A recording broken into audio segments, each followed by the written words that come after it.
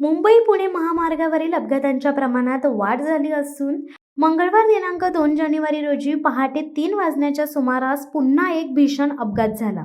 MH48A157 वेरणा ही गाडी पनवेल दिशेकडे वावंडळ हद्दीत आल्यावर अपघातग्रस्त असलेल्या पुलाजवळ जोरदारपणे वळणावरील झाडावर चेंडूसारखी आदळली.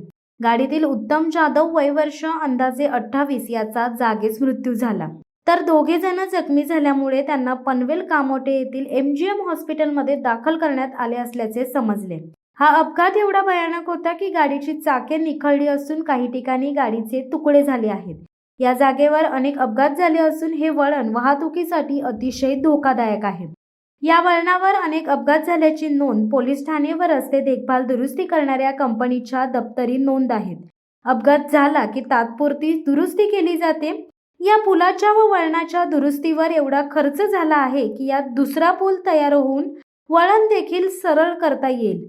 हे वळण काढण्यासाठी जागा देखील उपलब्ध आहे. एवढं सगळं असताना देखील यंत्रणा किती बळी गेल्यानंतर हे काम करणार आहे. विशेष म्हणजे माजी आमदार व मागील उपविभागीय पोलीस अधिकारी यांची संबंधित यंत्रणेबरोबर बैठक झाली, तरीही यात सुधारणा होत नाही.